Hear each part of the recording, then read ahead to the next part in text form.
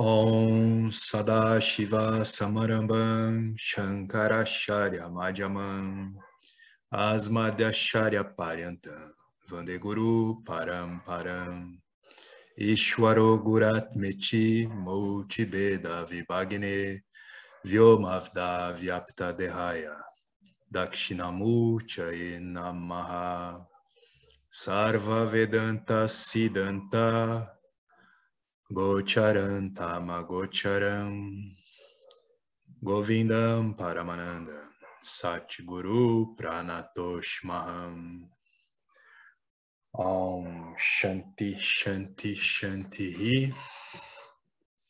Sejam todos bem-vindos, boa noite a todos. A gente começa com essa saudação, todos os professores, ao nosso professor neste grupo. Que todos estejam bem, em paz, que o conhecimento vedantino brilhe na mente de todos.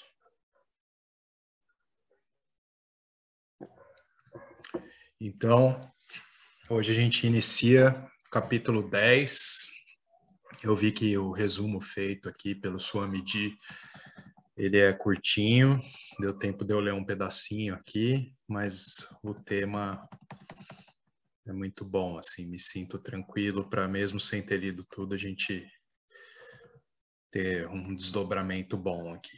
E aí, por gentileza, participem, também se tiver questões do encontro anterior aí, que queiram ser colocadas. Mas então vamos começando aqui. Então aqui é dito que esse capítulo trata de Vibhuti Yoga, né? O próprio título do capítulo.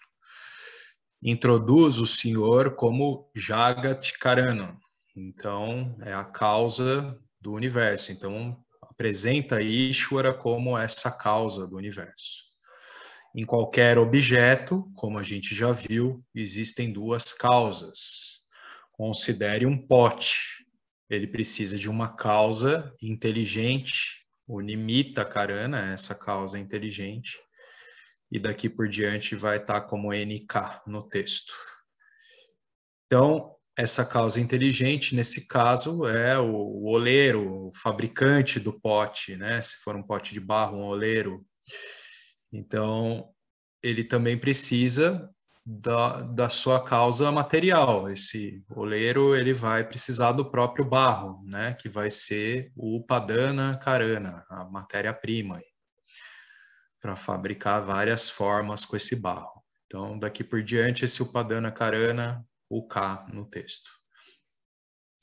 Então, essa Upadana Karana que é o barro, a matéria-prima neste caso. Todos os produtos necessitam tanto do Nimitta Karana como do Upadana Karana. Se o Senhor é a causa da criação, que causa ele é? Ele é o Nimitta Karana ou o Upadana Karana? Se ele é a causa inteligente, de onde veio o material? Se ele é a causa material, quem foi o princípio inteligente por detrás da criação? Antes da criação dos 5 elementos e elementais, havia apenas o Senhor. Havia apenas Brahman. Portanto, o Senhor não pode ser nenhum nem outro, nem Nimitta Karana, nem Upadana Karana. Então, aquilo que é esse Satitananda, ele não é nem mesmo essa causa inteligente e nem a causa material. Ele é ambos. Enquanto essa manifestação está presente, ele é o Nimitta Karana e é o Upadana Karana. Da nossa experiência em cada produto, Nimitta Karana e Upadana Karana são distintos.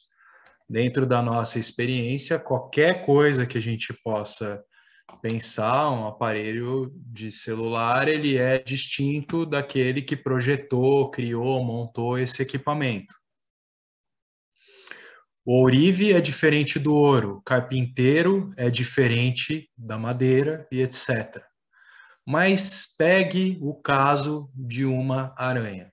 Então, por isso, essa tão usada analogia de Ishvara como a aranha e sua teia, como a gente já viu um bocado de vezes, por conta dessa particularidade. Porque a aranha produz a sua própria teia, produz o seu Jagati, ela é tanto o Nimitta Karana quanto o Upadana Karana, né? Ela produz a sua própria teia, retirando o material de si mesma. Tem a inteligência de onde fiar a teia e como afiar. É tanto a causa inteligente, o Nimitta Karana, quanto a causa material, o Upadana Karana.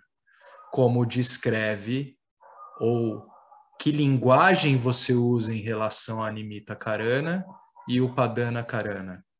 Como você descreve ou que linguagem você usa em relação a esses dois. Nós usamos o verbo criar, no caso da Nimitta Karana. A criação é aquilo que advém dessa causa inteligente. O oleiro cria o pote.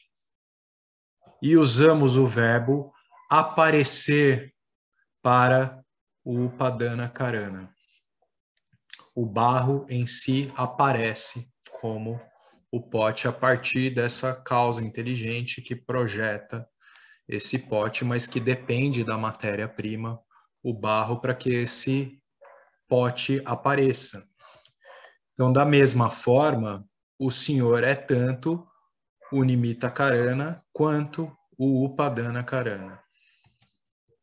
O Senhor, como Nimitta Karana, criou o mundo. Início da criação, é o princípio da criação. O próprio Senhor, como Upadana Karana, aparece como um mundo. O mundo inteiro é uma expressão e a manifestação de Deus. Assim, para ver Deus, não é necessário ir a outro lugar se eu aprender a olhar para qualquer objeto na criação como manifestação de Deus. Para apreciar o ouro, para onde se deves ir?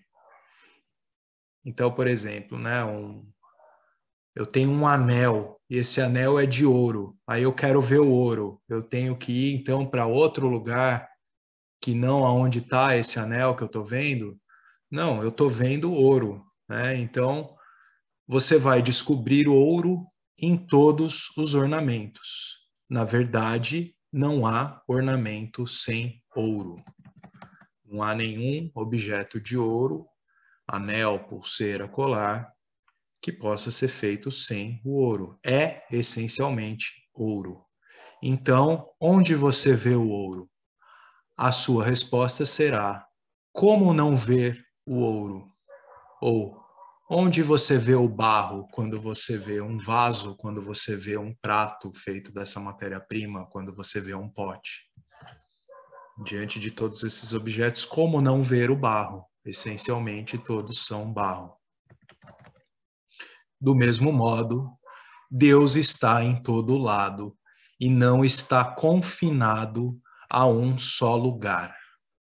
Não precisamos de fechar os olhos ou ficar de pé numa perna só para ver Deus. Essas práticas de sadhus, né, de austeridade, assim. Então, através da sua sabedoria nascida da compreensão, você pode ver Deus em toda a parte.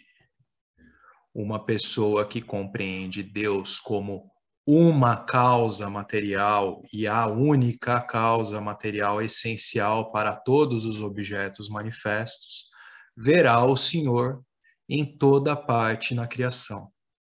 Portanto, aprenda a apreciar o mundo como manifestação de Deus. Todas as glórias do mundo são apenas a manifestação especial do Senhor, especial de Ishvara. Manifestação comum, Bhuti, e manifestações especiais, Vibhuti, categorizadas de acordo com a maturidade do buscador. Então, aqui entrou essa observação que ele está falando assim, de que de acordo com essa maturidade, a gente vai apreciar essas glórias que de fato são, afinal de contas, tudo isso, a gente pode se maravilhar com tudo o que é objeto dessa criação. Há uma engenhosidade em tudo, e mesmo naquilo que se qualifica como um objeto que a gente vai dizer assim, da engenhosidade humana, uma alta tecnologia, né? Como esses smartphones que a gente tem agora, que a gente pode se falar por vídeo e tal, mas afinal de contas, o Nimitta Karana é esse todo, né, que precede essa engenhosidade humana. Então, em todos os objetos da criação, a gente pode ver eles como vibhuti, como com esse maravilhamento que é de fato, né? Então, não existe aquilo que é para o imaturo uma manifestação especial no sentido de que esse indivíduo ele entende, esse aqui é o mundo e eu preciso ver fenômenos, né, ter contato com fenômenos incríveis que indiquem a presença de Deus, né? Eu preciso ter um clarão no céu aparecendo, manifestações extraordinárias. Não, tudo o que está aqui nessa manifestação é esse vibhuti. Portanto, sempre que vires alguma glória na criação, deves lembrar-te dela como a glória do Senhor. Como quando você vê um grande edifício, você se lembra do arquiteto. Portanto, todo objeto especial na criação se torna um meio de adorar ao Senhor. Arjuna pede todas as manifestações especiais e o Senhor enumera algumas delas. No entanto, vamos restringir-nos apenas a todas as porções védicas. Então, a gente vai, apesar das considerações que eu fiz aqui, a gente vai falar de alguns objetos que servem como pontos de ancoragem para essa compreensão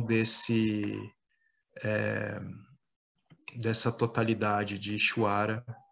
A gente vai ter como ponto focal essas manifestações especiais. Então, o significado da palavra vibhuti é esterco de vaca, vejam só. E é a morada de Lakshmi. Outro significado é cinza, cinzas, né? A cinza que sai do fogo, não a cor. Então, algo que é queimado e vira cinza. O que fica depois de tudo ser queimado. O que fica depois de tudo é resolvido na criação, o Senhor, né? Do pó viemos e ao pó retornaremos, como o Padana Karana, né? Então, alguns tópicos aqui surgem, vamos ver. Todos os Vedas são manifestações, né? São o Padana Karana do Senhor. Krishna diz que entre eles eu sou Sama.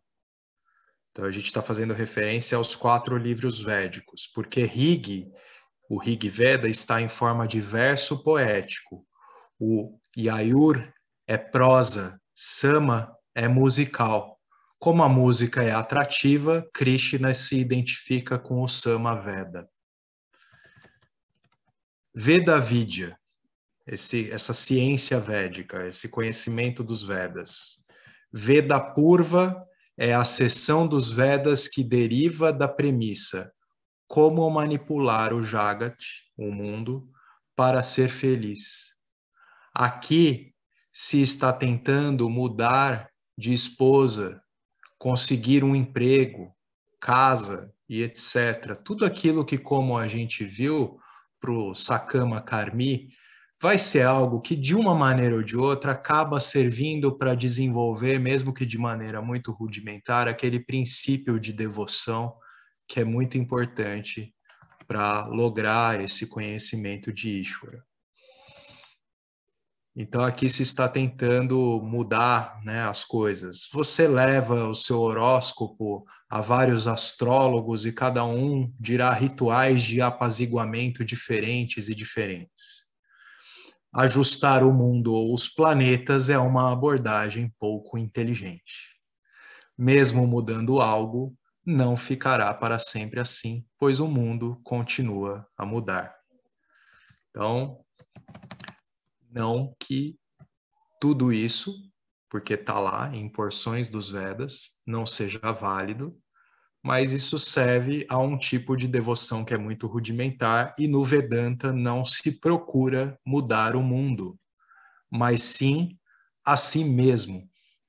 Eu devo ter força interior para não ser afetado pelas circunstâncias, sejam elas quais forem.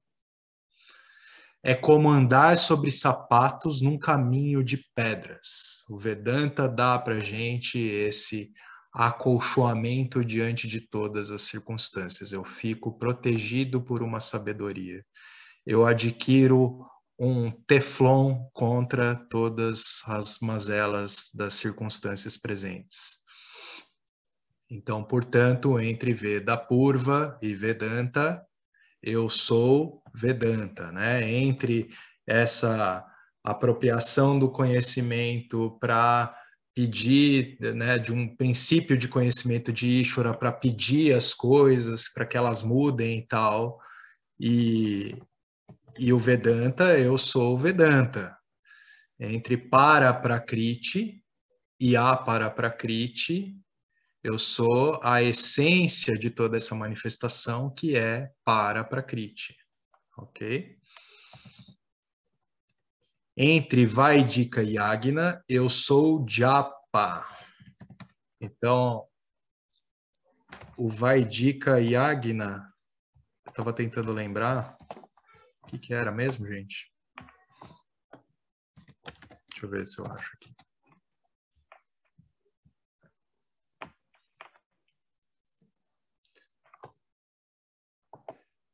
Esse que se relaciona, né, com os Vedas, e daí eu sou, como Vaidika e Yagna, eu sou Japa. Por que que eu sou Japa? Japa é aquilo que se refere às nossas orações repetidas que são feitas, né? Porque isso é facilmente, as nossas preces, é facilmente acessível a todos, é muito democrático, sem discriminação de sexo, de varna, né, das castas, classes sociais, ou ashram, as nossas graduações, assim, escolares e tal. Então, não depende de nada disso, é muito democrático, não implica qualquer despesa, não envolve nenhum rinça, nenhuma violência, né? Não envolve plantas ou animais de corte, não preciso fazer sacrifícios, né? É uma atividade mental. Se a sua boca está cansada, é melhor ainda fazer o japa mentalmente, né? Você fica ali fazendo várias repetições, por exemplo, Om Namah Shivaya, Om Namah Shivaya, Om Namah Shivaya, Om Namah Shivaya. Mas aí serve até certo ponto você ficar verbalizando também, né? A ideia é que você vai mantendo a mente focada sem precisar verbalizar. Você pode depois começar a sussurrar em vez de falar em voz alta, e depois você só fica em silêncio. Você pode usar um japamala, assim, né? Aí você vai passando pelas contas. Om Namah Shivaya, Om Namah Shivaya, Om Namah Shivaya. Depois a gente pode falar mais sobre isso. Vamos continuar no texto aqui. Então, uma atividade mental. Entre todos os mantras, eu sou Gayatri. Um Gayatri é igual a todos os Vedas. O Gayatri é igual a todos os Vedas. Cada linha do Gayatri representa um Veda. Tatsavitur Varenyam é tirado do Rig. Bhargo Devasya Dimahi é do Yajur. Dioyona Prachodaya é do Sama. A entoação do Gayatri converte um homem animal em homem-homem. Aquele que vive por instinto é um homem animal. Se tiver fome ao acordar, comerá imediatamente. Olha só como essa cultura ocidental de acordar e a primeira coisa que fazer é tomar café da manhã não favorece essa sutilização na mente, hein? Aí fica a dica aí, pratiquem jejum pela manhã, então façam primeiro suas preces, seus pujas. E de repente passa o dia todo em jejum também. Então vamos lá. Enquanto um homem faz todas as abluções, toma banho, reza e oferece Naivedyan antes de comer, né? Então, todo esse processo ritualístico pela manhã é feito como aquilo que é a primeira coisa a ser feita ao acordar. Então, lembrando que aqui a gente está, né, trazendo todo um contexto tradicional, mas que tem uma fundamentação, e vamos tentar olhar para isso, que é o mais importante, essa fundamentação. Então, ele tem uma certa consideração pelos valores e costumes, essa pessoa que tem essa prática. Gayatri é iniciado na época de Upanayana, que é uma iniciação, né? Os pais são a causa do corpo físico, enquanto para uma pessoa culta, Gayatri é a mãe e Acharya o pai. Então, a mãe, porque o Gayatri Mantra, ele é considerado como a mãe, aquela que pode fazer nascer dessa matriz, esse mantra, todos os 4 livros védicos, todo o conteúdo, todo esse ensinamento. E o pai simboliza o acharya, o professor, o guru. Se você é iniciado em Gayatri, mas canta outros slokas, então é inútil. O mantra Gayatri é tão benéfico que confere todos os benefícios: saúde, prosperidade, proteção e etc. É um Mahavakya e trata de Ishvara Jivatma Aikyam, né? A aquisição desse conhecimento de Ishvara e da essência do Jivatma, essa identidade comum, essa essência comum entre Jiva e Ishvara. A essência do Sol é a mesma que a essência do Jiva. O macrocosmo é idêntico ao microcosmo. Então,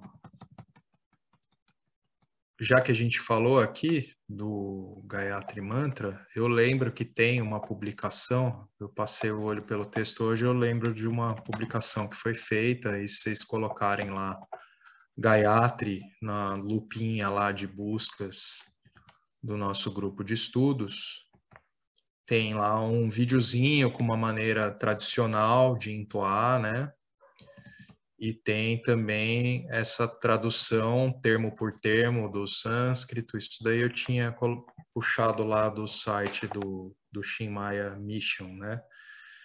Então tem uma tradução mais literal, que seria algo como eu medito naquele sol, né? Tatsa Vitura. Então esse sol, ele vai simbolizar toda a luz de conhecimento, que é o iluminador dos 3 mundos, né? Do Bhuvat, Swaha. Então a gente está falando do corpo causal macrocósmico, do corpo sutil macrocósmico e do corpo físico denso macrocósmico, né?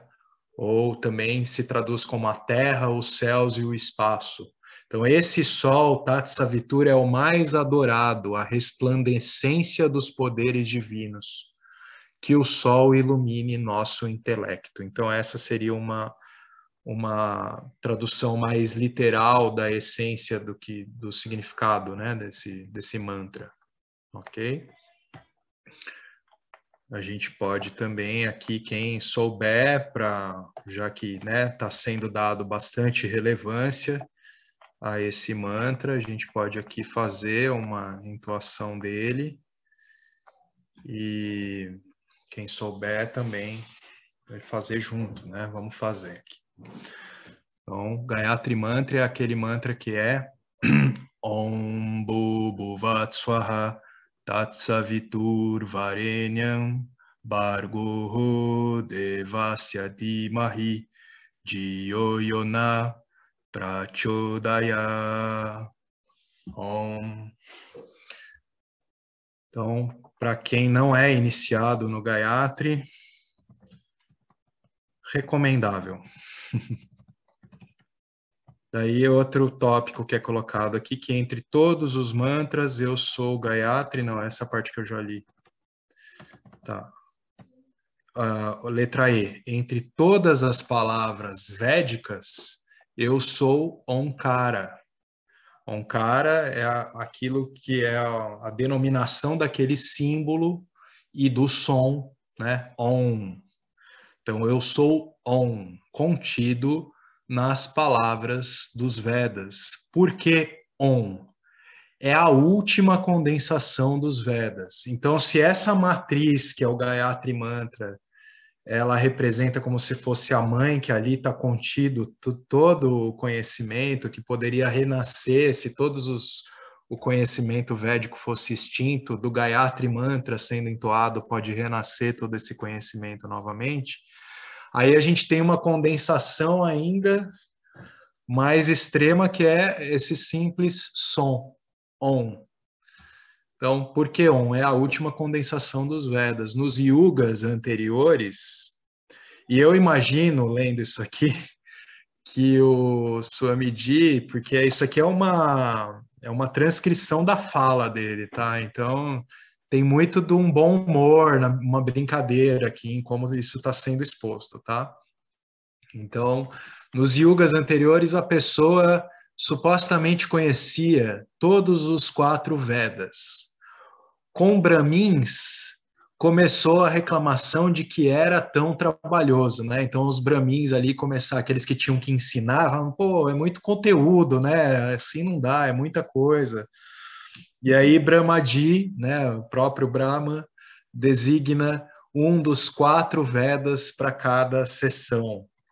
No Kali Yuga, o Senhor condensou até isso, porque as pessoas reclamavam que estavam ocupadas, e por isso ele deu o Gayatri. Então, pronto, está tudo aqui no Gayatri. Sintetiza tudo isso no Gayatri.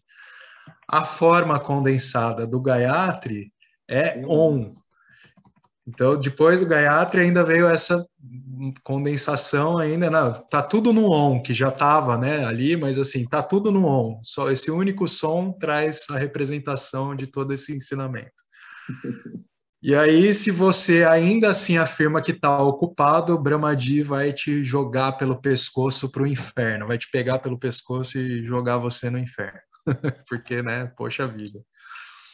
Então, para aqueles que não têm essa prática e quiserem começar a ter, olha, devo dizer, assim, se a gente introduz, pelo menos mentalizar esse som, começar o dia, porque isso traz traz para cada estudante de Vedanta a síntese de todo esse ensinamento com o qual a gente tem contato. Então a gente vê o arranjo mais harmônico que isso traz para o nosso cotidiano. E uma aceitação, um entendimento maior de tudo aquilo que acontece. E aí, para quem eventualmente já teve, como eu, a possibilidade de fazer uma comparação, de repente passar uma fase ignorando tudo isso e ver no que dá, então, recomendo, é poderoso. Então, o Om, ele representa essa matriz, Bu, Bhuva, Swaha. Ele traz esse conhecimento daquilo que representa esses 3 corpos da manifestação, né? Então, se uma pessoa canta Om, ela terá o benefício de entoar os Vedas inteiros. Cantar Om protege uma pessoa de todos os males.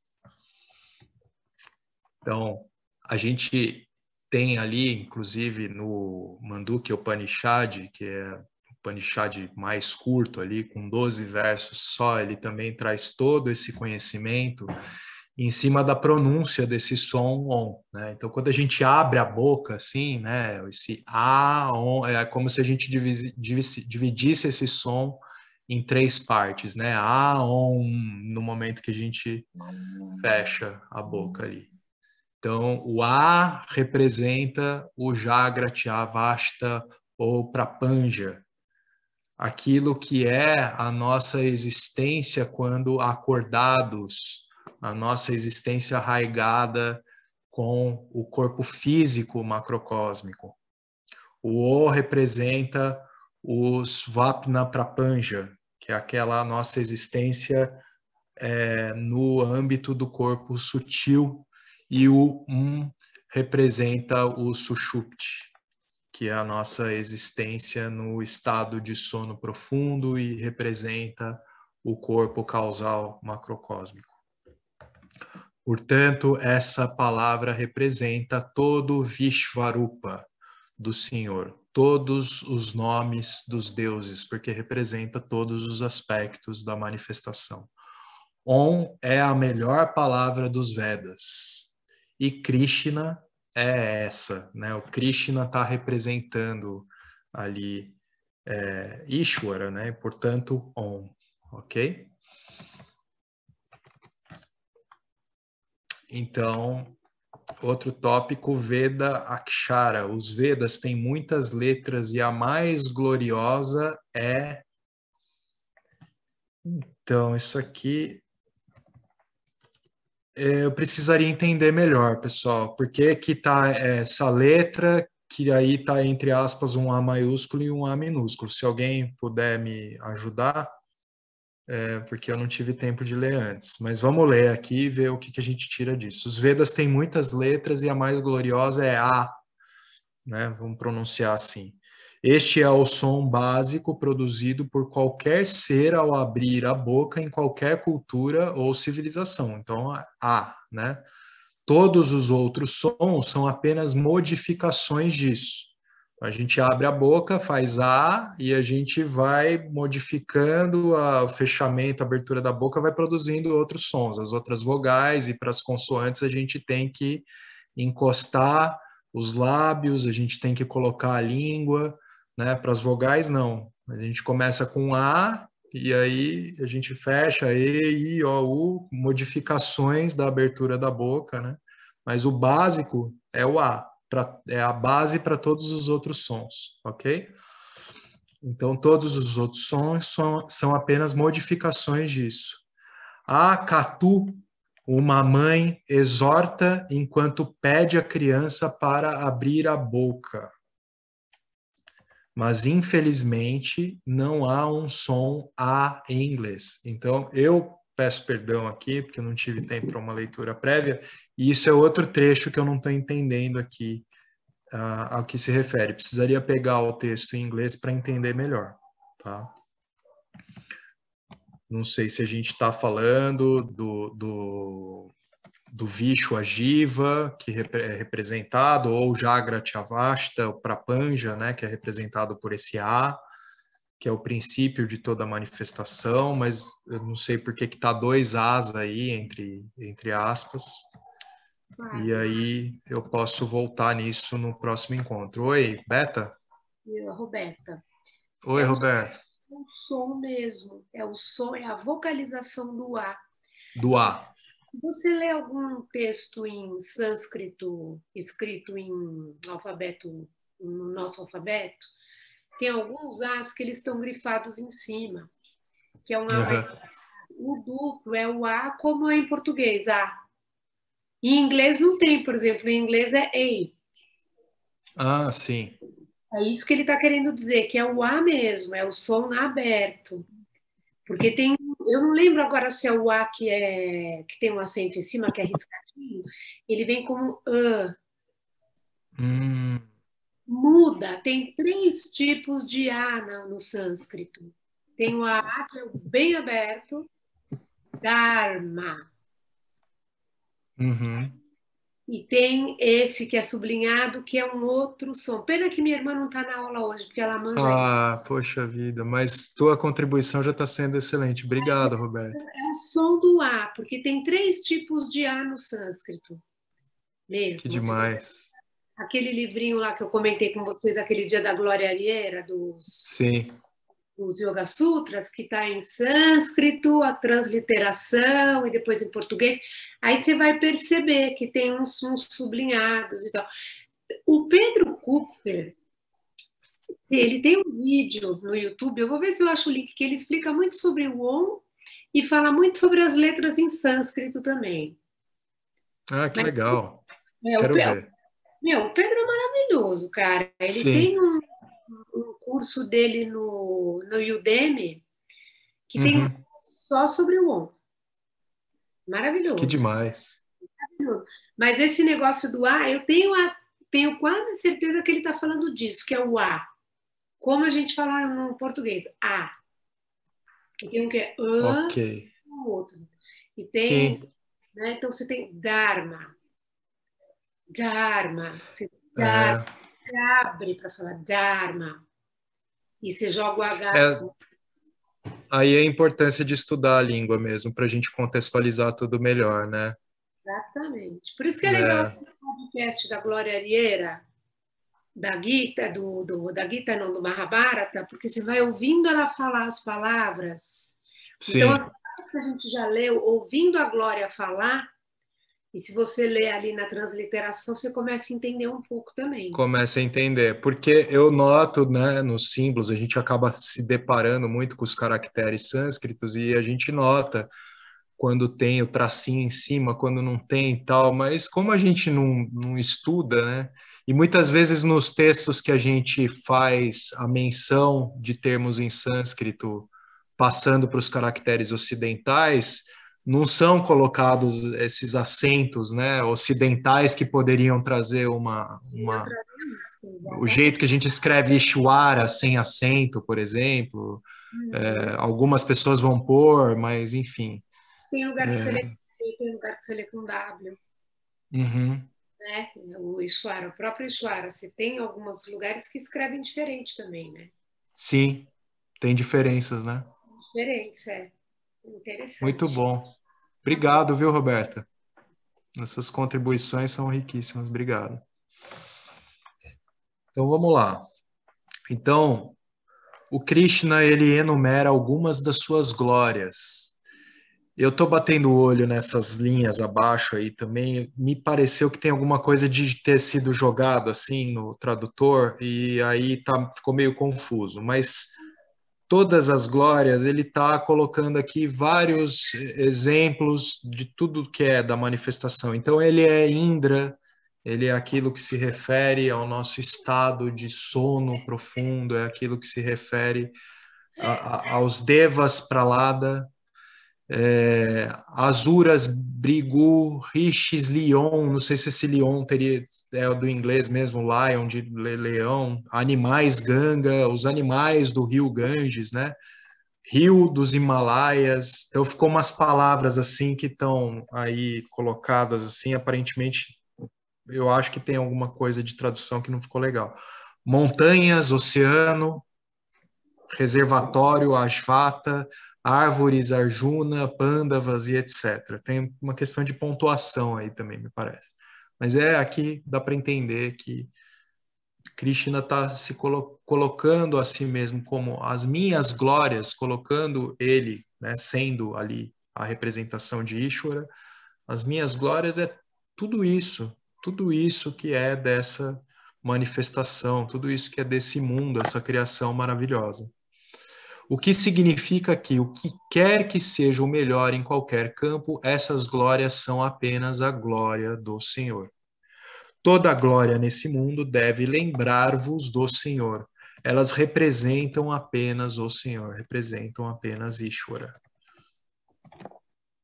E assim a gente termina esse resumo do capítulo 10, pessoal. Ok? E aí? Comentários, questões, perguntas, reclamações?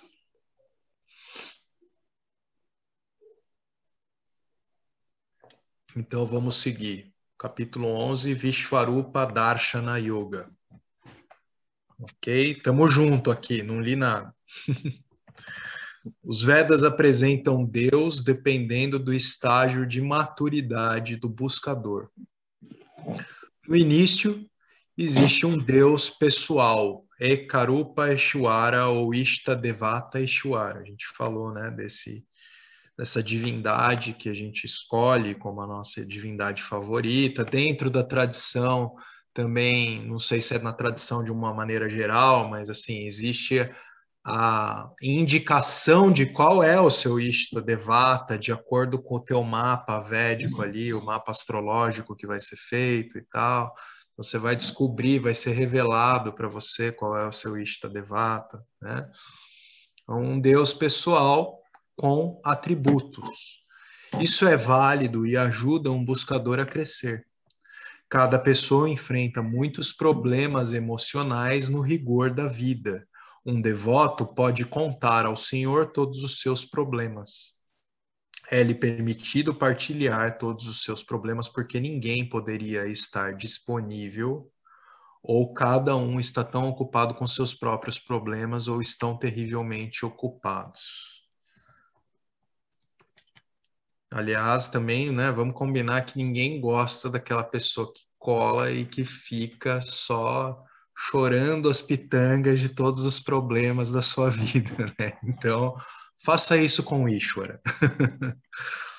Então, como todo mundo tem os seus próprios problemas para cuidar, então a gente pode ter esse momento de intimidade ali, né, com algo simbólico ali no seu altarzinho, onde a gente faz ali o relato de todos os nossos problemas e pede, por exemplo, para Ganesha que me ajude a remover os obstáculos para que eu possa transcendê-los, né? Então, citando aí uma das divindades que tem vários elementos simbólicos nesse sentido, nesse atributo, né, de representação de superação de obstáculos, ok? Então, ninguém tem tempo para ouvir, mas um Deus pessoal tem todo o tempo para você. A minha relação com o meu Ishtadevata é uma relação ideal. É o Swamiji falando aqui, vamos ver. Então, um Deus é conceptualizado com atributos humanos. Um Deus pessoal é necessário na fase inicial, né? Então, a gente sabe, né, que essas divindades têm formas humanas ou humanoides, né, às vezes misturando um pouco com animais e tal, mas eles têm esses atributos humanos, mas ao mesmo tempo evocando a atributos supremos. Então, isso é muito simbólico para a gente, né?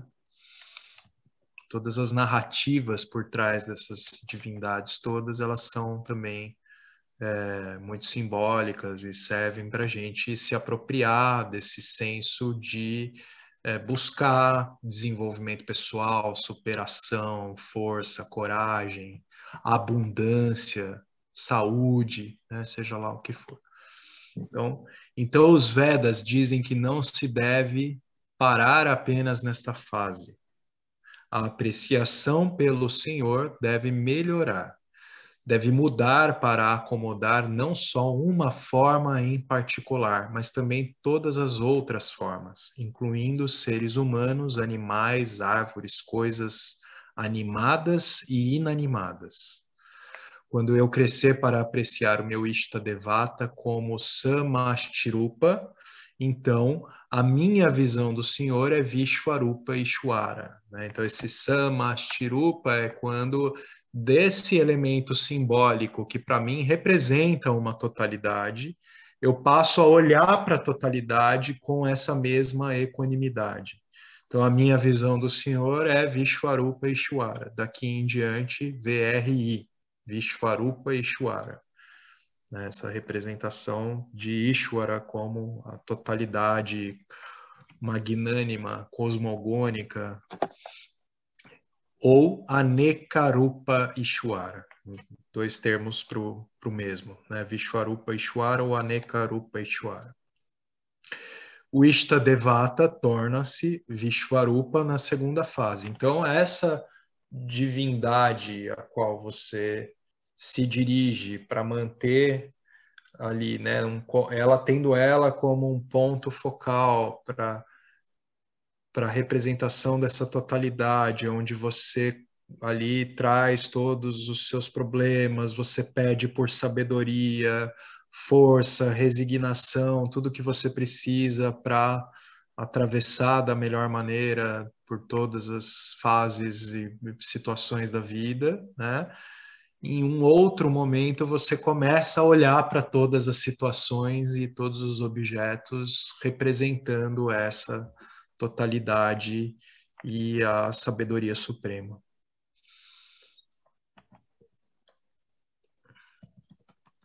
Então, o Ishtadevata torna-se Vishwarupa na segunda fase. Isso irá expandir a mente do devoto para a totalidade, mas mesmo isso não é suficiente. Então a gente já está falando de um nível ali do Passana, em que há essa qualificação, né, da expansão, onde eu tenho essa capacidade, aquilo que é representado pelo momento ali do Gita, em que Krishna se revela como o cosmos inteiro e é aquela imagem assustadora para Arjuna, né? Então, essa visão da totalidade, vendo em tudo aquilo que é comum e aquilo que é simplesmente existência, e perceber, né, a magnitude disso, essa magnitude existencial em todas as coisas, ela ainda assim não é um sinônimo de assimilação total daquilo que é a realidade livre que eu sou, né? Então, serve para expandir a mente para a totalidade, mas não é suficiente. Próximo parágrafo. Para o próximo parágrafo, alguém gostaria de trazer algo, perguntar? Então, vamos lá. Enquanto você estiver vendo qualquer rupa, qualquer forma, né?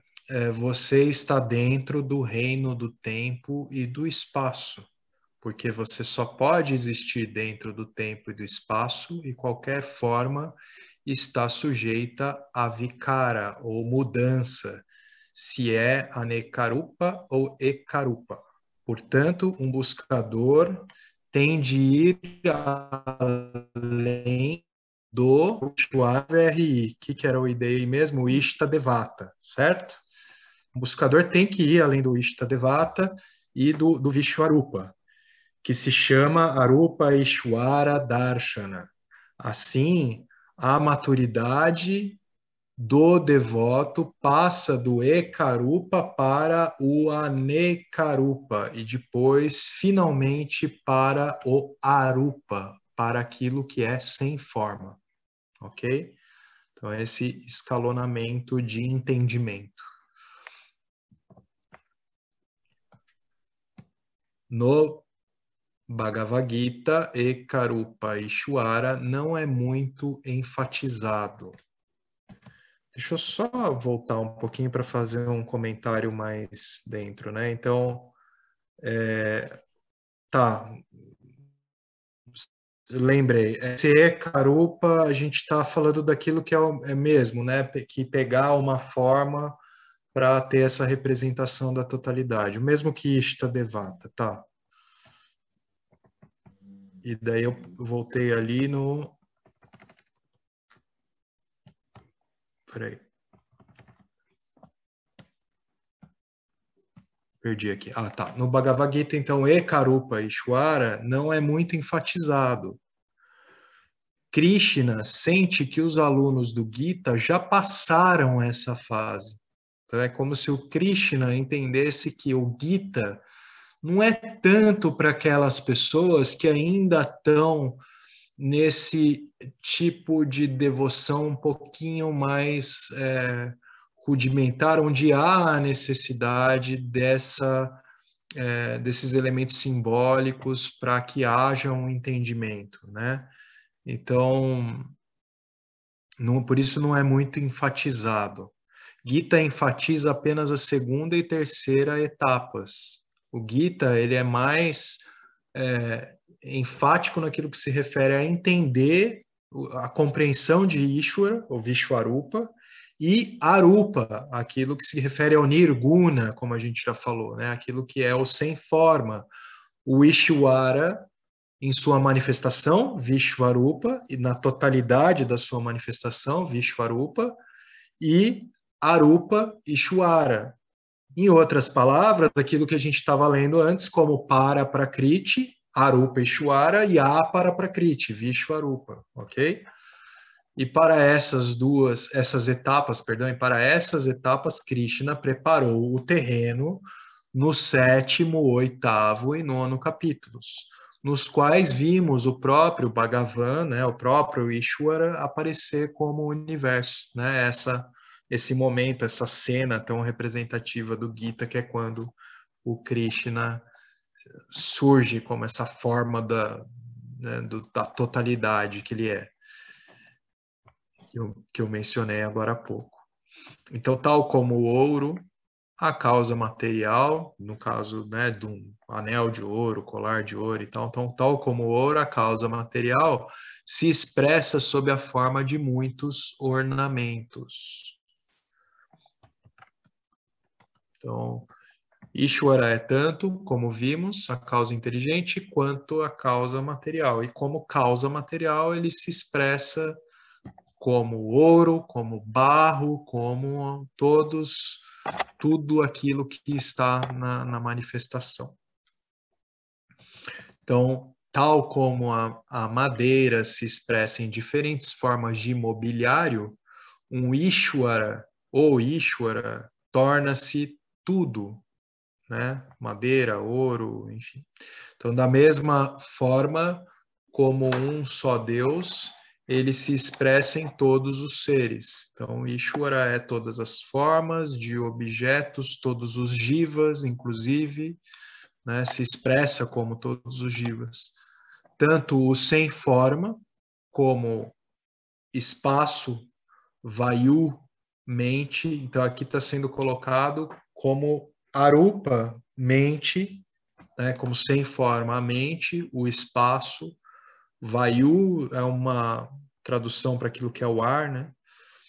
Então, como som, como com forma. Então, tanto o Ishvara, ele vai se expressar tanto como aquilo que é sem forma, espaço, vayu, mente, como aquilo que é com formas, né? O fogo, a água, a terra, os nossos corpos físicos, ou o corpo físico macrocósmico de um modo geral, como o universo, né? Como o Jagat.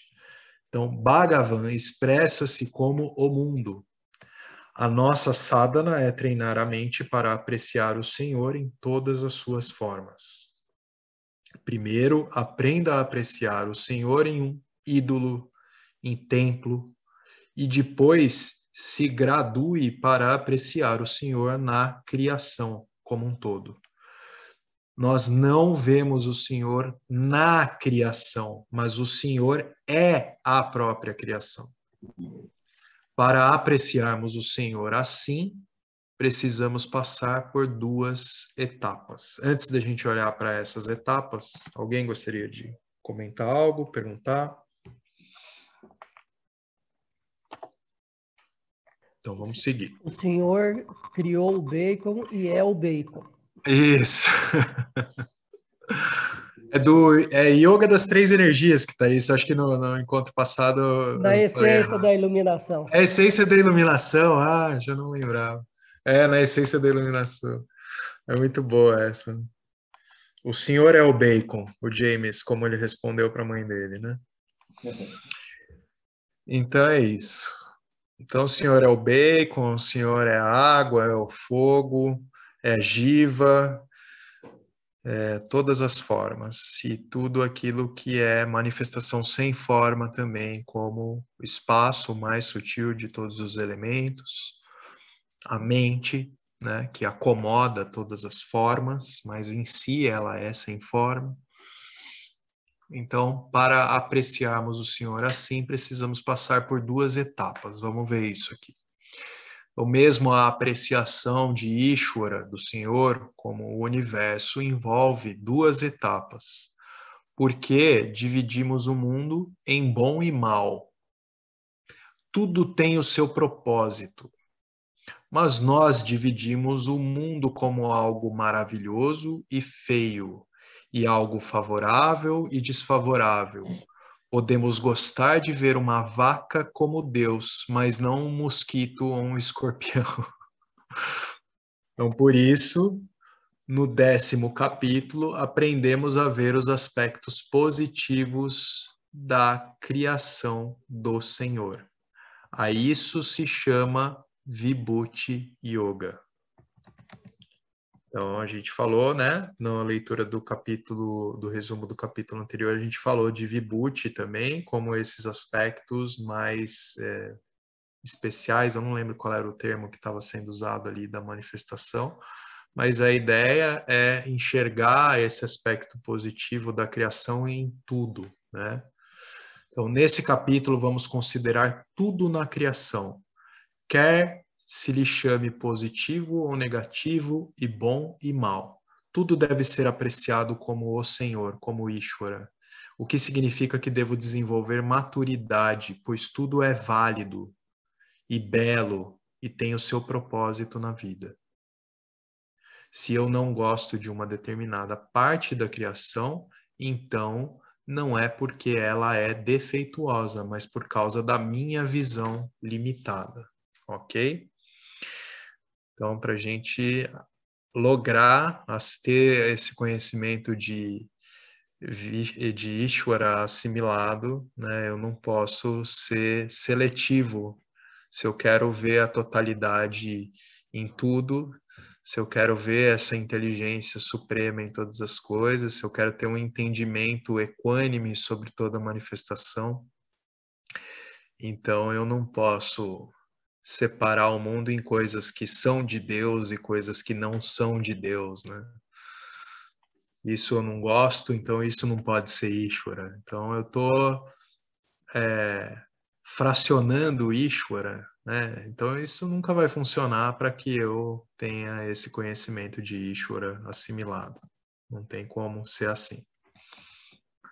Então eu tenho uma apreciação errada se é assim para mim. Em Vedanta, chamamos-lhe Jiva Drushti. Eu acho que ele está falando dessa visão limitada do Jiva. Vamos ver. Quando temos um olhar egoísta, isso mesmo, colorido, então olhamos para a criação como má. Má ou desagradável, perigosa, tortuosa ou inútil. Um olhar egoísta colorido. Eu entendo que ele está dizendo que a gente vai olhar para boa parte da criação, assim, né? Porque todas as circunstâncias que não estão de acordo com aquilo que é a minha vontade pessoal, quando eu tenho esse olhar egoísta. Então, mas quando o Jiva Drushti se vai com a aprendizagem e a maturidade, né, quando esse defeito de percepção, de visão de mundo, ele se vai, né, que é com as pancadas da vida que a gente adquire, inclusive, essa aprendizagem e amadurece, então eu começo a olhar para a criação na sua totalidade e entender, muitas vezes, que certas coisas que eu apedrejei a vida toda, que eu falei muito mal a respeito e que eu odiei, etc e tal, e vai ver que, né, Ishvara é o magnânimo, vai ver que era para ser assim mesmo, teve que ser, né, serviu para a minha maturidade pessoal individual ou para a maturidade e desenvolvimento coletivo, né? Então eu começo a olhar para tudo o que acontece dentro desse entendimento. E eu olho para a criação na sua totalidade. Descobri que a criação não tem pares de opostos, mas apenas pares complementares. Compreendo que só estando juntos é que podem fazer um todo, né? Então, é aquela colocação muito difundida nos meios espirituais mais New Age, se é que a gente pode falar assim, né? Somos todos um, né? Mas aí geralmente você vai ver que as pessoas querem ser todos um com quem ela coaduna ali, porque tem aquela mesma fachada, porque congrega das mesmas ideias. Mas aí fala, não, não quero ser, eu não sou um com isso daí, que é uma situação que é desagradável para essa pessoa. Eu não sou um com aquele lá, que é uma pessoa que ela odeia ou porque julga não espiritualizada, enfim. Então, todas as polaridades, né, que não são, na verdade, polaridades, mas são complementos de um todo, né? A gente não teria uma distinção de dia se não houvesse a noite e vice-versa, né? Então, todas essas contrastes que formam essa manifestação, a gente deve começar a olhar, então, como complementares, não como opostos. Compreendo que só estando juntos é que pode haver um todo. Se um deles for removido, a totalidade não é possível. Daí que tudo tenha um lugar e que nada seja desagradável. Então, eu começo a compreender tudo isso, né? Então, um exemplo aqui. Ele fala de um devoto que está numa fila em Tirupati e encontra a fila a mover-se muito lentamente. Um supervisor pergunta: o que é que você quer? O devoto sente que a fila deve mover-se mais depressa. A fila move-se imediatamente muito depressa e quando ele tem o darshan, a fila empurra-o para fora em 5 segundos. Jarugandi. Não sei o que significa esse termo. Então, né, o indivíduo lá que, né, estava nesse querer das coisas serem, né, para ele ter o benefício de estar logo ali dentro do ambiente do templo e curtir aquilo, né? Ele reclamou, aconteceu o que ele queria, a fila andou rapidamente, mas também serviu para ele passar espirrado, né, por dentro do templo ali. Então, ele ficou 5 segundos. Então, por outro lado, temos de expandir a nossa mente para pensar: se a fila se move devagar ou depressa, eu vou gostar de me mover com ela. Eu vou apreciar aquilo que está presente, né? Se eu quiser ver o Senhor durante 5 minutos, eu terei de aceitar que todos também devem ter 5 minutos. Ele estava reclamando lá da fila andando devagar, né? Então, quando chegasse a vez dele, ele teria mais tempo também, né? Aceitar uma lei para os outros e uma lei diferente para si próprio é Jiva Drushti, faz parte desse equívoco de visão de mundo, né? Esse defeitinho de percepção. E é a causa do samsara. Então, Vishvarupa Darshana é o nosso objetivo, né? Receber essa graça de compreensão dessa magnitude da totalidade, entendimento de Ishvara é o nosso objetivo. Abandonar o nosso egoísmo é fundamental para isso. Abandonar a nossa miopia e aprender a ver as coisas na sua totalidade. A alegria da totalidade é de uma ordem diferente. E Arjuna quer desfrutar dessa visão, e Arjuna recebe também esta visão. Mas mais tarde, Arjuna percebe que não é maduro nem sequer para aceitar a visão. É preciso abandonar a individualidade. Embora Krishna estivesse disposto a dá-la de graça. Como Arjuna ainda não estava pronto, ele diz: obrigado, mas retira o Vishvarupa Ishvara, né? Esse VRI. Então, quando tem essa cena, esse momento em que Krishna ali produz aquela visão aterradora, assustadora para Arjuna, né, se apresenta ali, se abre como todos os aspectos da manifestação, aparece aquilo que é celestial, maravilhoso e encantador, junto com formas demoníacas, sangue, guerras. Tudo isso é visto em um lapso, assim, uma cena muito rápida por Krishna, e o Krishna faz, não, não, não, não, não, para com isso aí daí, eu não estou preparado para isso, né? Então,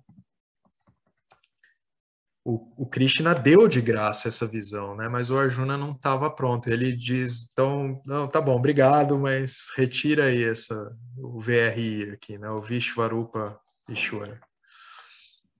Então, com esse pano de fundo, nós vamos entrar no 11º capítulo. Arjuna diz ao Senhor,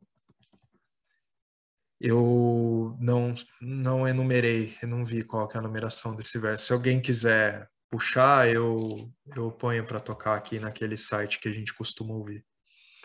Mas eu vou já lendo aqui o que seria o significado. Então, eu entendi que você é a causa material do universo, né? O Upadana Karana.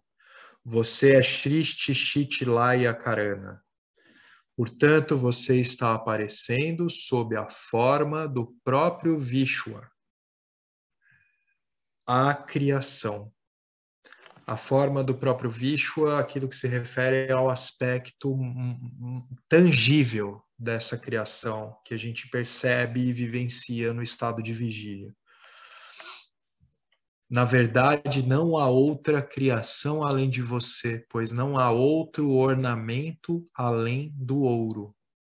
Então, não há nada em qualquer forma que possa ser feita que não seja o próprio ouro. No caso, né, uma analogia, qualquer forma a partir do ouro, colar, anel, tal, essencialmente é o ouro. Então, não há nada nessa manifestação que não seja fundamentalmente você, o Senhor Ishvara, né?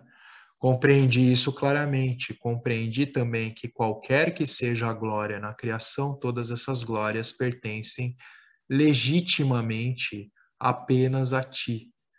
Então, todas as glórias pertencem legitimamente apenas a Ishvara, pertencem legitimamente apenas a essa existência, né, que a gente pega emprestada para ter toda essa experiência, e por isso também faz todo sentido a lógica que a gente tem como fundamentação para uma qualificação mental mais apropriada, que é do Karma Yoga, como aquele que oferta, porque isso é um reconhecimento que tudo isso pertence apenas a Ishvara. Deixa eu ver aqui no chat. Verso 2 a 4 do capítulo 11. Obrigado, Roberta. Muito obrigado. Vou colocar aqui rapidinho, então, para a gente ouvir.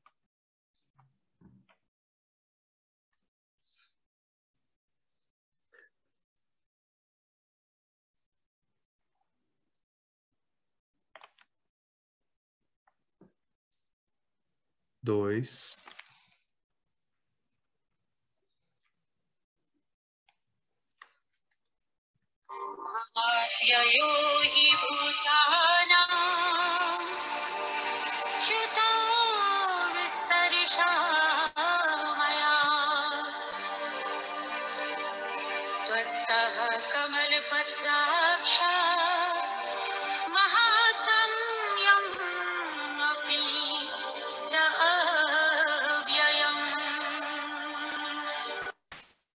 E o verso seguinte tem mais um pedacinho.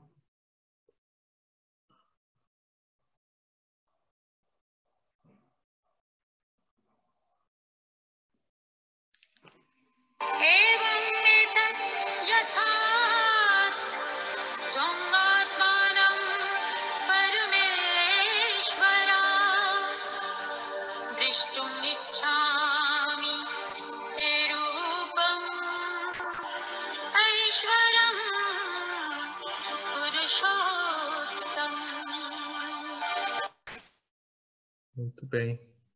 Obrigado, Roberto.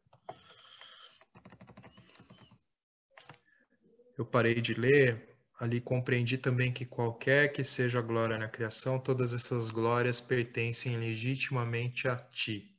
Fecha aspas. Portanto, se todo o universo é Ishvara, eu deveria ser capaz de ver a divindade em toda parte. Desfrutar Vishwarupa Darshana em toda parte. Mas eu não sou capaz de desfrutar desse Vishwarupa Darshana, né, dessa glória do reconhecimento, dessa totalidade. Algo deve faltar em mim. Por isso, Krishna, por favor, abençoa-me para desfrutar do Vishwarupa Ishvara. É possível para mim? Né? Então, é uma prece aqui. Então, Krishna responde: Arjuna, por que eu deveria recusar? Eu certamente te abençoarei com Vishwarupa Darshana. Vou mostrar-te todo o meu Vishwarupa, mas não podes apreciá-lo com olhos comuns. Precisas de um olho especial, Divya Chashu.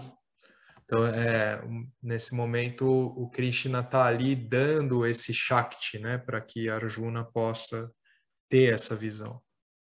Então, esses olhos especiais. Então ele dá esse Divya Chashu para isso. O Senhor abençoa Arjuna com Divya Chakshu, eu não sei a pronúncia dessa palavra, tá, gente? Mas é o mesmo Shakti que tem o Sanjaya, que é o narrador também, que tem... Eu não sei se é o mesmo Shakti, o Sanjaya, ele tem também esse poder de visão, e ele não precisa estar no local físico onde está acontecendo, ele está ali do lado do rei cego, narrando toda aquela batalha, porque ele tem essa visão do que pode estar acontecendo em qualquer lugar. Né? Então ele tem esse Shakti. Eu entendo que é um Shakti, pelo menos análogo a esse que Arjuna recebe. Que eu li aqui o Sanjaya, e aí está citando que Sanjaya dá a descrição no verso 10. Então, Aneka Vaktranayanam, vou colocar esse verso para tocar. E aí a gente lê depois. Então, a gente entendeu que o que está acontecendo aqui é o momento da cena no campo de batalha em que Krishna, antes de dar a Arjuna essa visão de si como Vishwarupa, ele concede a Arjuna os olhos, né, um poder para que ele tenha essa visão adequada, capaz de ter essa visão, né, da totalidade de Krishna como o próprio Ishvara em seu aspecto Aparaprakriti, né? 11, aí o verso 10 a gente vai ouvir.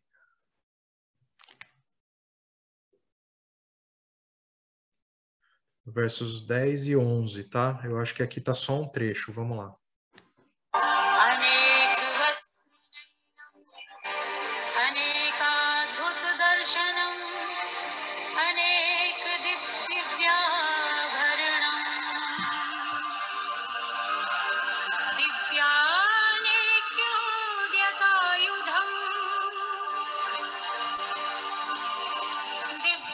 Continua.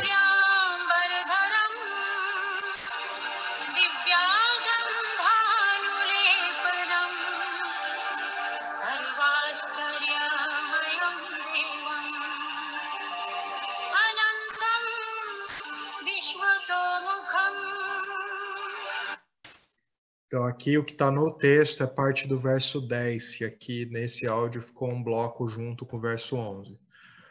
Então, nesse trecho que está aqui no texto, né, está dito que o Vishwarupa descreve o Senhor como tendo milhares de olhos. Então, essa visão, né, apresenta ali, aparecem ali milhares de olhos, rostos, pernas, mãos, milhares de orelhas. Arjuna gosta do Vishwarupa Darshana. Geralmente, Vishwarupa é considerado como outra forma do Senhor que Deus criou temporariamente para benefício de Arjuna. Tal interpretação é incorreta. A própria palavra Vishwarupa significa o Senhor na forma do próprio universo. E já está lá. O que quer que esteja à minha frente é Vishwan Jagati Prapancha. Espaço Vayu já está lá. A forma do Senhor já está na forma do próprio universo. Então, aqui está sendo dito que essa visão que está descrita ali no Gita é a própria visão daquilo que é essa totalidade. O Arjuna teve por um segundo, imagina só a gente ter, por uma fração de segundo ali, uma visão do que seria a totalidade dessa manifestação. Tudo ao mesmo tempo agora acontecendo. Assim, né? Então é uma visão chocante, de fato, né?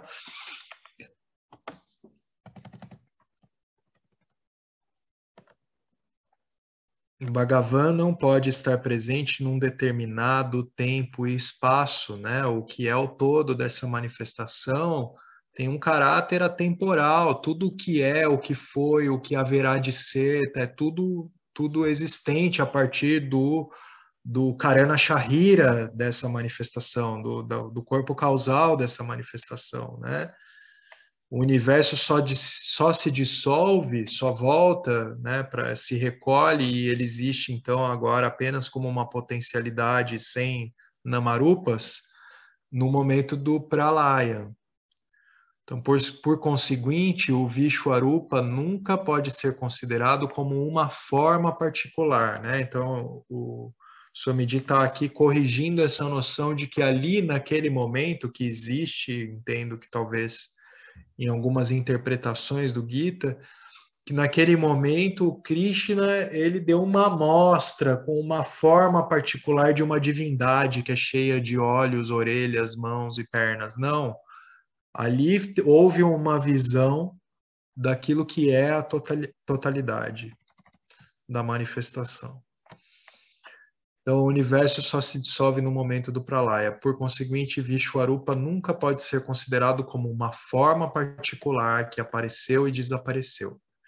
Mesmo nos Upanishads, Virati Darshanam é descrito. Sol e lua como olhos do Senhor, os Vedas como boca, a terra como os pés do Senhor, 10 direções como os ouvidos do Senhor, e Vayu Oprana. A forma Vishwarupa do Senhor está presente à nossa frente o tempo todo, quase invariavelmente. Então, a forma está em tudo aquilo que é objeto dos nossos órgãos dos sentidos o tempo todo. Tudo isso é a forma do Senhor. Só não está presente quando tem esse pralaya mesmo, né? Portanto, não é preciso trabalhar para Vishwarupa Darshana. A gente tem que aprender a apreciar todas as coisas como esse Vishwarupa, ok? Então, por que Arjuna deveria, antes de eu passar para esse parágrafo, alguém gostaria de trazer algo, comentar, perguntar? Eu lembrei que o professor Arlindo, ele disse que existe uma obra artística, que ele tentou, assim, né? Mas aí depois não tem alguma coisa a ver com o holandês que tem, né? Acabou não conseguindo reproduzir. Ele viu lá na Índia, né, um livro grandão, e aí quando ele voltou lá de novo, ele falou que não estava mais disponível, que era uma coisa muito cara também, não dava para tirar foto, tinha que comprar. Mas tem uma pintura representativa, né, dessa cena. Então, portanto, não é preciso trabalhar para Vishwarupa Darshana, não existe ação para essa compreensão, existe entendimento, né? Então, por que Arjuna deveria pedi-lo e por que Krishna deveria dar um darshan especial? Apesar de estarmos sempre a ver o mundo, não temos a atitude, reverência para com o mundo como o próprio Bhagavan, como o próprio Ishvara. A gente não está praticando essa reverência o tempo todo. Então, considere um ídolo num templo. Para um estrangeiro, é apenas uma pedra, granito ou mármore ou escultura do século XIV. Mas para um devoto, ele vai dar um outro valor para esse objeto. Ele vai lá e faz namaskara, né? Faz uma reverência e até falará com aquela pedra, entre aspas, né? Aquela divindade esculpida na pedra. Então, nisso ele vê a divindade. Então, do mesmo modo, isso para esse devoto é um vibhuti, né? É um aspecto especial dessa manifestação. Do mesmo modo, vemos o mundo, mas não temos essa reverência.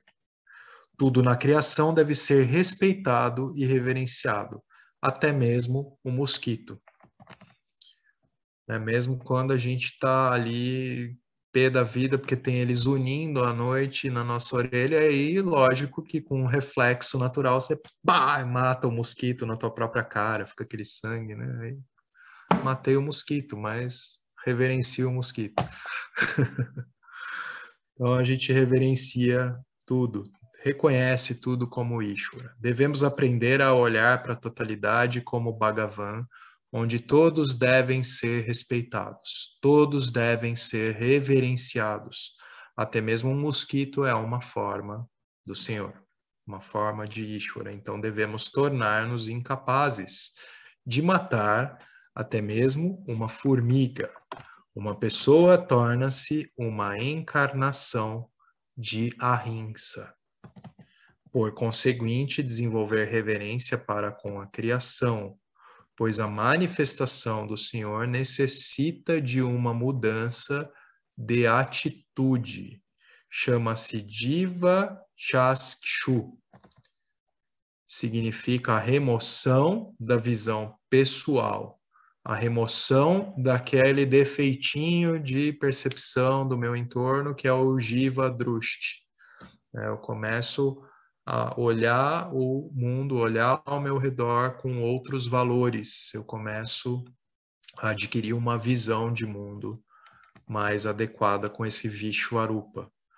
O Bhakta, né, o devoto, aprende a ver o rosto de todos como o rosto do Senhor, o rosto de Ishvara. Isso é Divya Shas. Eu preciso aprender a pronunciar essa palavra aqui. Shaskshu.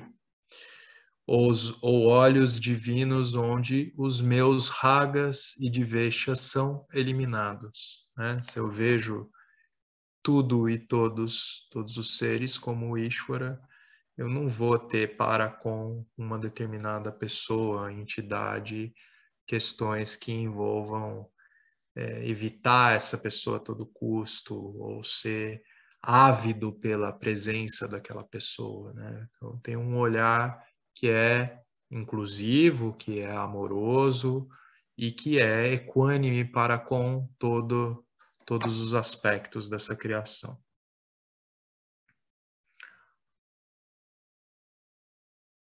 Então a remoção de raga e de vesha é para apagar a individualidade. A remoção dos ragas e de veshas é para apagar a individualidade ou a visão privada de alguém. Portanto, aprenda a ver cada rosto como o rosto do Senhor, né? O rosto de Ishvara, incluindo o meu próprio rosto. Eu estou falando com vocês aqui, então aprendam a ver assim. No caso, é o Swamiji que estava falando com o público dele. Respeitar Panchabhutas como o Senhor e respeitar todos os aspectos da criação, tanto animados como inanimados. Arjuna obtém esta visão e passa por 3 tipos de emoções ao ter essa visão do Vishwarupa Darshana. E antes da gente falar desses 3 tipos de emoção pelo qual Arjuna passa, né? E a gente também, quando a gente tem uma visão assim impactante, eu vou dar uma olhada aqui na extensão disso, porque de repente eu estou achando interessante a gente deixar para desdobrar isso no próximo encontro. E aí, então, eu preferia ver se alguém tem alguma questão, comentários para a gente abordar toda essa questão do Vishwarupa. E senão a gente encerra o nosso encontro hoje. Opa. E aí, então, a gente vai deixar para o próximo os 3 tipos de emoções. Oi, Beta. Boa noite. Boa noite, tudo bom? Tudo. Eu achei interessante esse parágrafo, né? A remoção de raga e advesha é para apagar a individualidade ou visão privada de alguém. E o quanto nesse texto ele está mostrando a relação como você vê a totalidade, né? Porque ela tanto ajuda você a ver a totalidade, né? Se você remove os seus desejos e suas aversões, e o contrário também acontece. Se você vê a totalidade primeiro, os seus desejos e aversões também diminuem a força, né? Tem esses 2 lados, assim, me parece assim, que vem nesse texto, né? Estou falando isso porque eu vejo isso na prática mesmo, né? Quando a gente vê tudo como prasad, né? Você acaba diminuindo seus desejos e suas aversões. E aí, quando você vê tudo como prasad, você amplia a visão para a totalidade, né? Então, parece que tem uma relação aí que vai além do desejo e aversão, só diminuir a agitação, por exemplo, da mente, ou deixar a mente mais qualificada. Vai para além da qualificação, ele também faz você... Aqui, né, nessa frase, me fez tomar consciência disso. Eu não tinha tomado consciência de mais isso, assim, feito essa relação. Não, mas é muito bom, Beto. Bela colocação, porque é uma via de mão dupla mesmo, né? Para que eu remova esse senso de individualidade, a gente só está inteiro com tudo aquilo que acontece, sem fascínios, exacerbações ou senso de que eu preciso estar distante dessa situação, que isso precisa ser combatido ou evitado, se eu tenho uma compreensão adequada, né? E isso envolve ter o apaziguamento, né? Da valoração que eu tenho sobre a situação, dos ragas e dveshas, né? Desejos ou aversões. E então é uma via de mão dupla porque eu preciso para ter o senso de individualidade removido, está neutralizando ragas e dveshas, e eu só neutralizo também essa individualidade, e, enfim, é isso, é tanto do indivíduo quanto a circunstância. No momento que eu me deparo com uma situação em que eu olho que eu noto que esse senso de individualidade em mim ele ganha força, será por causa de ragas e ou dveshas, né? Então aí eu tenho aquelas ferramentas que a gente aprende até ali no Vivekachudamani, né? Como treinar esses aspectos que Swami Dayananda ensina ali sobre chama, dama, né? Para que eu tenha uma pausa para que eu possa neutralizar essa coisa que surge, que vai me fazer agir e na força motriz dos ragas e divechas, né? Então, eu consigo dar uma freada para que eu possa observar o meu entorno, entender aquilo mais de acordo com essa totalidade, com o Vishwarupa, vamos colocar assim, e aí aplacar esse senso de individualidade.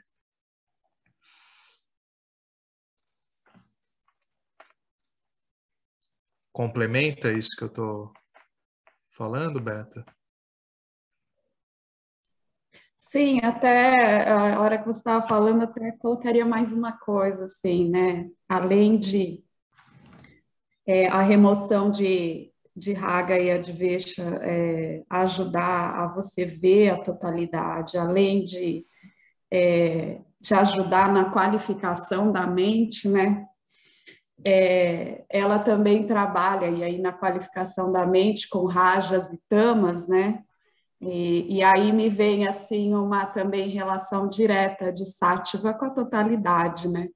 Então, misturando um pouco os conceitos, mas fazendo sentido, né? Que a própria totalidade também está ali relacionada a também a gente olhar com mais sátiva tudo, né? Ah, sim, tá, entendo. Porque sátiva é como se fosse assim, a gente tá, quando remove rajas e tamas, ou neutraliza melhor, né, ou mantém aquilo sob controle, para que a minha... Porque rajas e tamas está operando sempre, claro, mas assim, a gente tem um domínio sobre, para que o meu viveka esteja sempre bastante aguçado. Então é como se eu tivesse assim com um espelho muito polido para ele refletir né, essa totalidade com clareza, né? Então eu tenho olhos para o mundo onde a minha subjetividade ela está muito aplacada. Então eu vejo as coisas como realmente são.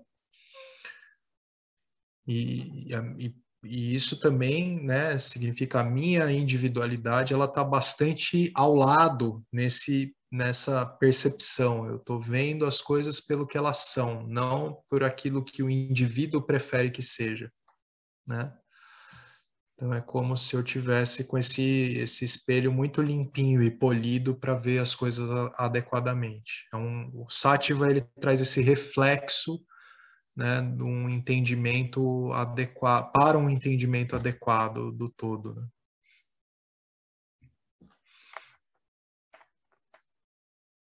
E aí, pessoal, obrigado, viu, Beta, pelas colocações. E aí, pessoal, algo mais? Vamos encerrar, então. Obrigado por ficarem aqui, me ouvindo esse tempo todo. Para quem fica com sono, eu entendo. Boa noite para vocês, bom descanso. Então vamos fazer o Purnamada aqui. Om Purnamada Purnamidam Purnamudachyate Purnasya Purnamadaya Purnameva Vashishyate. Om Shanti Shanti Shanti. Boa noite a todos. Bom descanso para vocês. Valeu, pessoal. Olá, queria trazer aqui para vocês o quanto eu tenho me beneficiado dos ensinamentos do Vedanta. Esses ensinamentos do Vedanta, eles mudaram a minha vida, o meu estilo de vida, né? A partir de uma compreensão sobre Jagata, o mundo, sobre essa pura inteligência, Ishvara, sobre o Jiva, né? A mente, o funcionamento, sobre a aplicação do Karma Yoga diariamente na vida, o quanto isso beneficia a purificação da mente, né? Para poder daí acessar aquilo que é mais valioso. Aliás, eu diria sem valor estimável, inestimável, né? Uma riqueza profunda, que é a compreensão sobre os ensinamentos de Satya, a consciência, a existência ilimitada que sou. Bom, eu sou uma aluna de Vedanta, desse grupo Vedanta Brasil, que iniciei a jornada, estou no começo da jornada, mas essa jornada seria impossível sem o apoio diário de um professor qualificado, o professor Arlindo Nagar, nosso professor, que dedica a sua vida, que dedica as batidas do seu coração exclusivamente para o ensino do Vedanta. Ele gosta de usar a frase, o coração que se doa recebe. Então ele é esse coração que doa. E aí a minha pergunta e o meu convite é: e você? Tem se beneficiado também dos ensinamentos, da compreensão, da clareza desses ensinamentos que são trazidos para nós? Sim? Se sim, o coração que doa recebe.